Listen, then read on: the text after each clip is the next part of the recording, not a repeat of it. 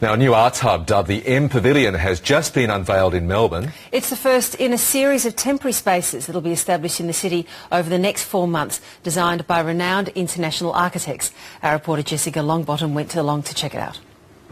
We're here at the MPavilion, which is basically a pop-up space in the heart of Melbourne that's open to coincide with the start of the Melbourne Festival. It's open for 4 months and it's inspired by a similar series which is done in London each year by the Serpentine Gallery.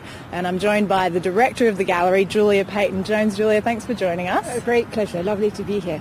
Julia, what is the inspiration behind the Pavilion series?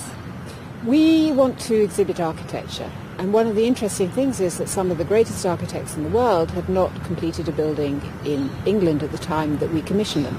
So it's our way of exhibiting architecture, not through an exhibition of their work, but through a built space. Because it's only when you really are in a space that you can understand what it feels like, what it looks like, the surfaces.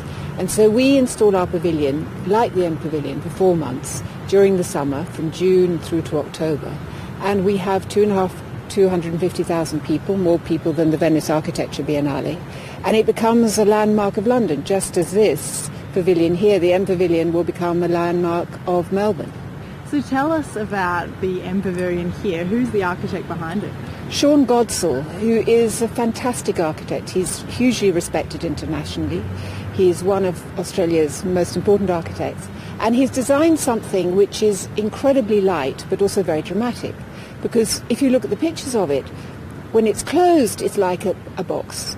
But what's so extraordinary about it is that the flaps, there are a number of different flaps that rise in different ways. So it's almost like a butterfly's wings. So when it's at night, it can be closed down. If it's wet or if it's very windy, it can again be closed down. But otherwise, it's this kind of symphony of movement. It's like almost the pavilion's playing. It's a really wonderful thing to look at. It's also very good to be inside. He's designed the furniture, and it has an amazing coffee bar, which I can't recommend too highly. It's really delicious. And Melburnians love their coffee. So. Well, there you go. How do you hope that the space is used? Well, what we found about the pavilion in London is it's used by everybody, from joggers in the early morning who do their exercises in it. It's used for entertaining by a number of different people who set up their own kind of dynamic. They move the furniture. They move the furniture around to create different constellations. But what Naomi Milgram has done, who is the instigator, the inspiration, the client of Sean's, who's commissioned this extraordinary pavilion, they have 130 different kind of events, which is an extraordinary number. And they range from a wide variety, from talks, discussions, from debates, from performances, to film screenings. It's a very, very, very good program. And so there is a reason to come to the MPavilion every single day. So this pavilion will be on for 4 months. Then she is pledged to commission 3 more in addition. But what's so important is that this pavilion will be given to Melbourne. So it will always be here. And that's an extraordinary legacy of this project. I know that they're working on who's going to come after Sean, and they haven't announced it yet. So that's always very exciting, who comes next. But the same principle will follow every single year with the whole programs that will activate the pavilion.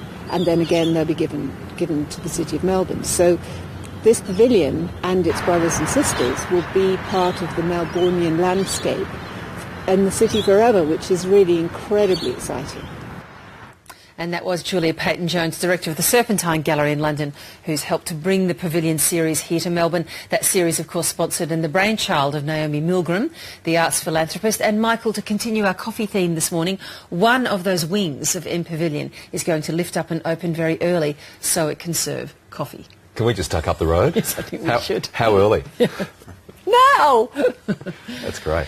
Yes, the desperation rises. Let's take a look at today's newspapers. We're very pleased to be